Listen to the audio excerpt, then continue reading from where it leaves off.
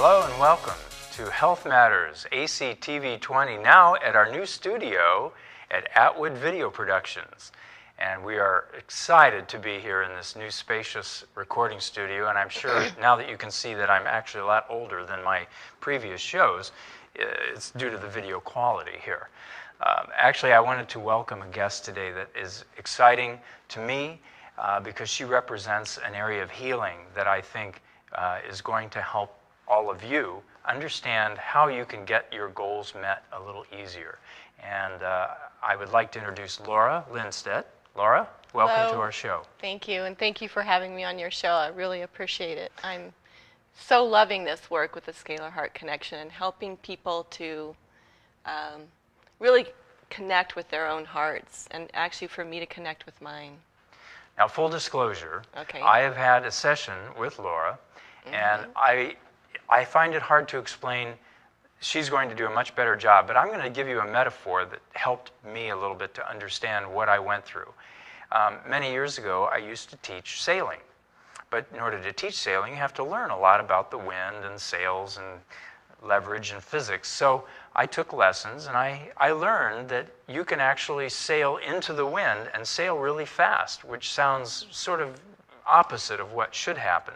But if you understand that, you know that you can do certain things that common sense or your dichotomous brain would say, no, you can't do that. So with the Scalar Heart Connection session that we had, I found that helping me understand a direction and how to more fine-tune that and understand the physics of that allowed me to make some progress in an area that I felt I was a little stuck. So with that metaphor, I wanted to come back and ask Laura a little bit about herself. So if you can tell us, a bit about your background, and then we'll get into what the Scalar Heart Connection is. Okay. Yes, I feel like I've spent a lifetime in healing work. I actually went to college because I wanted to study dance, but I also wanted to study it in a way where I was actually learning dance therapy, dance and movement to use as therapy. And I worked with young children. I actually worked in some psychiatric hospitals with it.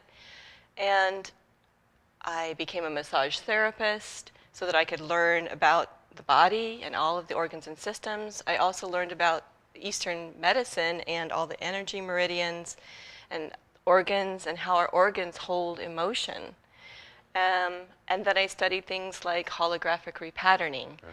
And when I found Scalar Heart Connection, it just felt like it was very streamlined to help people really achieve what they wanted very quickly. I see. So when you experienced Scalar Heart Connection for yourself, was it because you had some sessions, or did you read about it and say, I'm in, I want to study this, and then you went from there? What was your experience? How was your introduction to that? I actually had some sessions myself personally, and I experienced this profound connection to my heart, to my body, and kind of an integration of actually all of me into what I really wanted to create with my life and with my heart. And so I really felt like this was something I could bring to my clients and to my family and friends that would really help them to create what they wanted to in their life out of the stress and the challenges that they were facing. I see. So we had discussed earlier about the heart connection, and that's taking the mind away from that just a little bit. Could you explain the difference between our cognition, our recognition of a stressor perhaps, and how our body really responds to that? Well, I'm not exactly sure what you're asking me, but how I explain Scalar Heart Connection is that it's a way to shift out of our head and this really active, often overactive brain and mind and into our hearts. I see. Because we often are trying to solve the challenges or the issues or the problems that we face from the very level that we've actually created the problem. And so what we want to do is to drop into this vast and infinite intelligence and interconnection and intuition of our heart. Boy, you're right. I mean, our brains can get stuck in loops so easily, and it's often accepted, I guess, that we use a small percentage of our brain, which is the active thinking, logical part of our brains, but there's so much more that's connected to something else. And I guess research has also shown that we are able to sense things, perceive them, before the brain really has a chance to interpret them. That's sort of a survival instinct, is interpreting what's going on. But the sense that you have about things, like if a person walks into the room, you've never even talked to them, you have a sense of something, maybe their intention, maybe, I don't know, we call it their aura, but we can sense things like that. So what your Scalar Heart Connection is doing is helping us with that part of our ability to sense and to know without our head getting in the way to obscure a path, perhaps. Exactly. Yeah, exactly. It often gets in the way of that. And there's wonderful illustrations of how we tap into that. They've been doing all this research at the Institute of Heart Math. In fact, they've done a study with participants where they connected their brains to a monitor, their hearts to a monitor, and they wanted to see how the brain and the heart responded and how they interacted. And they proceeded to show the participants images through slides of different images, say a field of flowers. It's like, a field of flowers. So then they would see that response in the brain and the heart. A car accident, you know, and so then they'd see that in the brain and the heart. And what they began to see was that actually it was our heart that was responding first. Right. And it was sending information up to the brain. They actually then took that study. I mean, this was a fascinating study to me about the heart. They took that study and then they actually randomized the slides so that the participants and the person showing the slides didn't know the order of the slides. And then the other thing they did is they put a dark slide in between each of the images. And then they showed the participants that. So they'd bring up the dark slide, and they'd wait, and then they'd bring up the image. And as they went through this process, they began to see that in that dark slide, the heart already started responding and knew exactly what was coming next, and it was responding 6 to 7 seconds before the image showed up. This is what our heart taps into. And often we find that happens. Our hearts know something way before our brain and our head. It's lovely to know that some researchers have figured out how to measure that, because those of us who have had these experiences have a hard time explaining to people something that's difficult to see, touch, smell, or feel. But you know, it's there, it's real. We know it is because we can see the results of that. So by tapping into the scalar heart, and I want you to explain scalar because that I still don't quite understand that. Okay. But by tapping into the heart, you're giving us tools to become more powerful in our intention, because we don't have that part of our brain that says, I don't think you can do that. You can't do that. You've been told for years you're not good at that. Those recordings that would otherwise keep us from doing the things that we know we want to do or feel we should be able to do. So start with the scalar Okay, explanation. Great. That was a great lead-in. Thank you. The scalar is like a figure 8. And so it's actually two equal and opposite waves. They talk about this in quantum physics. When two equal and opposite waves come together, they thought that they canceled each other out. But what in fact is happening is that they're creating this really powerful energy field. They call it the field of potentiality. So that when we drop a seed into there of intention, it manifests. And actually, our circulatory system, how the blood flows through our heart and lungs, is a figure 8. It is continuously creating this scalar wave, this field of potentiality, so that when we drop our thoughts, our emotions, and often our unconscious intentions, this brain activity that says we can't do all these things, into there, we're constantly recreating that stress, really, the challenges that we're facing. We're constantly creating that. So the power is that with this process that we're getting to is being able to intentionally put in the seed of what is it that our hearts are really calling us to, what we're wanting to create in our relationships with ourselves, with our spouse, our child, in our work, in our health, whatever that is. That's a fascinating prospect. I'm tempted to ask you about, is this helping the subconscious part of our body, our brain-body kind of connection? Is there hypnosis involved? Because I'm sure people are asking, well, that sounds like hypnosis to me, or that's like psychology, getting into the subconscious and trying to convince the part of the brain. Can you answer a little bit to that? Yes, I would say yes, it is connecting with the subconscious. It's also, I think it's connecting the subconscious with the conscious to bring them more actively together, because I think a lot of our actions and reactions are coming from a very unconscious place. But it's connecting the two of them. And I'm trying to remember the other part of your question on there. Well, looking at how the heart connection leads us to changing behaviors. In other words, is there a hypnosis suggestion, or is this is this something that the subconscious then takes and deals with separately? I'm a little unsure about that.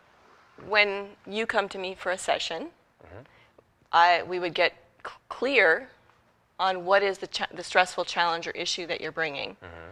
The very next thing that we do, once we're clear on that, is we would actually do a healing modality, which is this figure 8, where we're connecting our heart. That's and we're what that focusing. Was about. I wondered about that. We're focusing in on taking really deep breaths, closing our eyes, and we're connecting our heart, creating this scalar wave, this really strong intention of this scalar wave connecting our heart to our head and to our legs and our pelvis, connecting it to the rest of our body. And as we do that with the breath, we're actually shifting our brain waves into what we call a theta brainwave state. So it's not exactly hypnosis, but we are shifting the brain wave from that really active place into a theta state so that we can actually hear our heart. And this is a healing modality we use throughout the session, is that deep breathing with the figure 8. Well, that makes so much sense. I didn't understand that to begin with, but in my own mind, I was thinking, well, I want to quiet that beta activity, which is the logical processing part of your brain, simply because I have some experience with meditation. So that was what I was thinking going through this. Okay. And I know, as you were saying, alpha, theta, delta waves, those are where we're more receptive to input that might conflict with some of our negative thoughts or our doubts that we have in the beta activity part of our brain. Right, exactly. So very interesting. But it's not exactly hypnosis, although you're taking the body into that quiet state to then find out more how the body, what it really wants, or what it really needs. To really connect in with the what I call the voice of our higher self, which comes through our heart. Very good. Comes into our body and into our heart. Now, I'm noticing, I haven't looked at your books yet, but I noticed you have some books that you brought with you, and the last name is the same as yours. Right. So could you tell us a little bit about these books? Right. So it's a Scalar Heart Connection. If you want to know more information about it, it's actually my brother-in-law, Stephen Linsteadt, who's created the Scalar Heart Connection process. And this goes into detail as far as all of the different modalities and understanding that he brought together with the quantum healing codes, the solfeggio scale of sound frequencies for healing. He goes into depth. So in this book, he also has written a new book called The Heart of the Hero, where he talks about the process and how we actually, each of us, are on a hero's journey. And that hero's journey is our heart. So if you're interested to know more, definitely check these books out. You can go to my website, actually, and there's a link to these books. Fantastic. That helps, I think, to give people some ideas about what they can expect. And so that leads me to what I wanted to ask next, which is what types of things do people typically contact you for? What are their issues and what are your goals with them? Some examples. Right. Well, it's really interesting and fascinating to me because I've had people come to me from anything from feeling a lot of fear and apprehension around selling a condo and having to move to a new place. Oh. And that was very interesting to me, where once she went into the session and she listened to her heart guided her to shift into ease and surrender and acceptance. And by the end of the session, as she was leaving, she got a phone call from her realtor, and within a week, her condo was sold. And prior to that, the condo had been sitting there for months. So it's just the power of that shift of she was able to let it go and trust. So anything from that to I had a woman come to see me who was having difficulty and stress in feeling disconnected from her husband and communication with him. So the session, was very powerful, and to help her to really see how to reconnect with him, and that it actually had to do with an earlier experience when she was 16, and how her mother and father had divorced and she moved away from her father. What happened is that she saw that not only did she disintegrate from her father physically, but she did it inside. She disintegrated from her masculine side.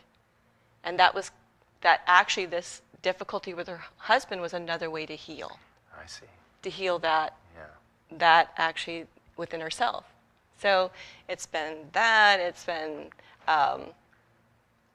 like help with their business, wanting to move their business forward and feeling stuck in their work and creativity. I mean, actually pain in their body that's constant, like what is that about? And those have been very powerful. I'm glad you brought that up. That is something that I've found in my practices in the past, that people who have had chronic pain, sometimes just drawing their attention through some of the emotional techniques that I've done, there's nothing physically wrong with them. It's just that they're holding, like you were saying, the organs can hold these emotions as well. Yes, exactly. And the organs can refer to a specific area and create pain. And so, Right. So many people, and I know that there's many techniques out there, and I've had quite a few guests on with experience with this, but you have sometimes, as a person, that whenever I do this, that results. You start to see patterns. The older you get, the more of these patterns become obvious. So, for example, whenever I get a little bit of money saved up, it seems like I'm back to zero.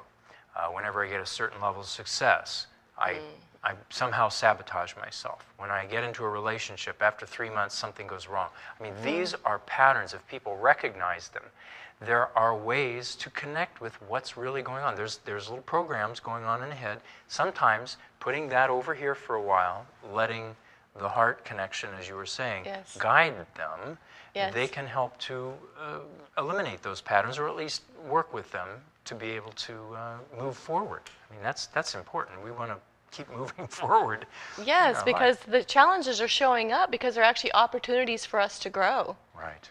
They're opportunities for us to become aware of actually how we're disconnecting from who we really are, how we're disconnecting from our heart and each other, and that it is a way to grow into connection with ourselves and each other. Correct. So, and those patterns, they're just an opportunity to bring to our awareness and to choose differently. That's the whole beauty of this process, is to see, it's like bringing together the pieces of a puzzle, really. That's how I see this process. It's like the pieces of what is the pattern of how I've been stuck and holding myself back in whatever that is, and then what is the new kind of structure or sacred geometry that my heart is wanting to create to step fully into, my greater work, my fuller purpose, this loving relationship with myself and others. So all of that.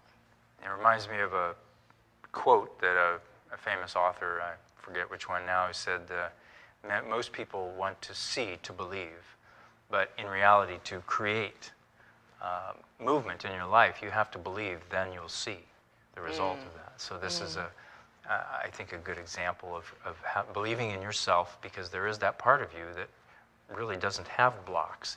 It's your desires, your passions, your goals.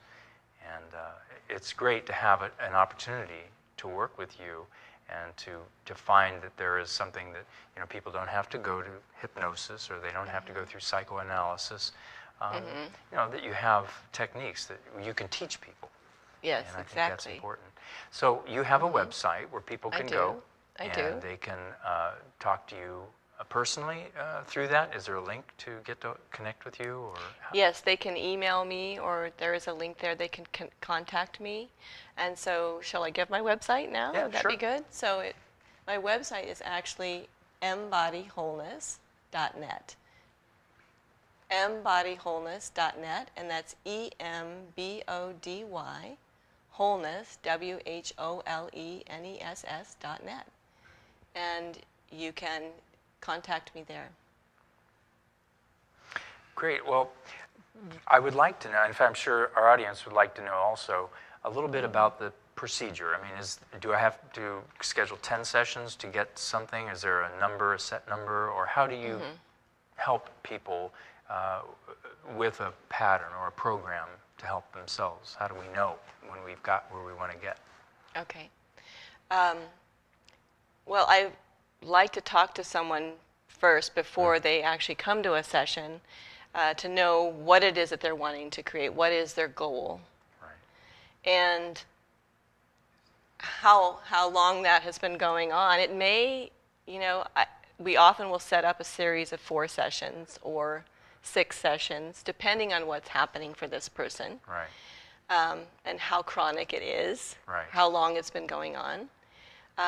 And it's always surprising to me, too, that it can shift within a couple of sessions or even 1 session. The challenge is when it's a really ingrained pattern, there's layers to it. Sure. Is what I'm finding. It's a spiral. So we start on this outer spiral and we move in towards the center. And so we might come back to the same issue, but we definitely have changed. But we're learning more about what it is that our hearts are calling us to really shift into what we're wanting to create. So it often does take a few sessions. And I'm imagining that I'm really into my head a lot. So I know that I'll question every time I do this. And I did the procedures. You gave me some homework, and I did my homework. But I kind of start out with thinking to myself, well, yeah, but what if? And you know, and there was some doubt. And so I think I had to, as you were saying, put the drop in a number of times before that part of that questioning, that cognition part of my head just kind of said, let it go and see what happens here. And I think that was really a turning point for me. So I could see where maybe going through a series would help you not only maybe with one particular issue, but might open up other areas of your life that you can see, oh, well, you know, it was my job that I was worried about because I kept sabotaging myself. But now I realize I'm sabotaging relationships, my money, you know, a whole lot of my life. And so they're so interconnected. Yes, they are. Yeah. So it's hard to differentiate, I guess, you know, the end point. Yeah. But the starting point's pretty easy. If you find that there's patterns that you reproduce and come back to, then that would be a good reason to get started. Well, what can you tell us a little bit? Since we only have a couple minutes left, I wanted to find out if there's something that people can do at home to sort of ask themselves whether this might be appropriate for them.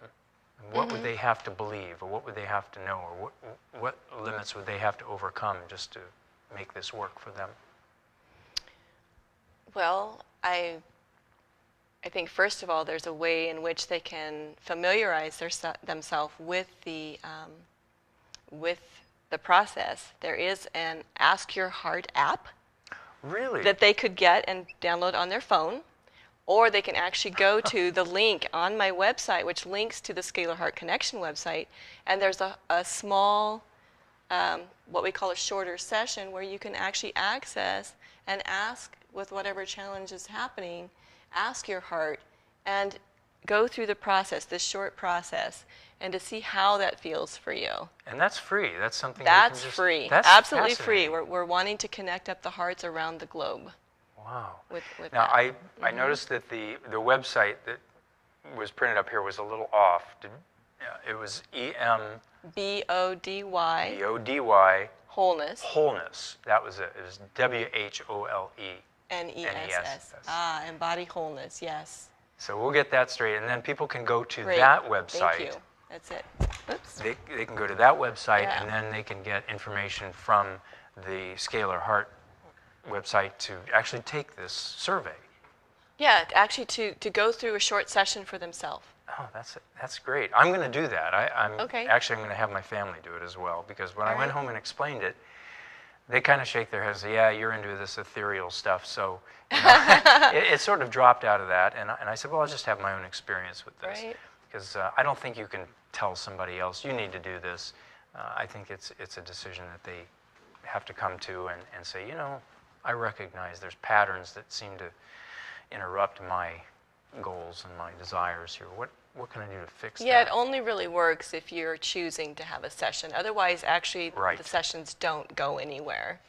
Which is the same as... Like forcing other your husband to techniques. come Yeah. see me won't work. I'm here because my wife said I had to. Yeah, you have to want to shift or to look at it, to look at the challenge and find out what your heart wants. Now, have you personally had anybody come in and say, hey, I went to that website and this is what I found, I want you to help me with that? I mean, do they bring that to you, or have you had that happen? I don't recall having that happen so far. So part of it is just getting the word out there that they have that possibility Right. to go and do some of these sessions for themselves before they come see me, or just to check it out for sure.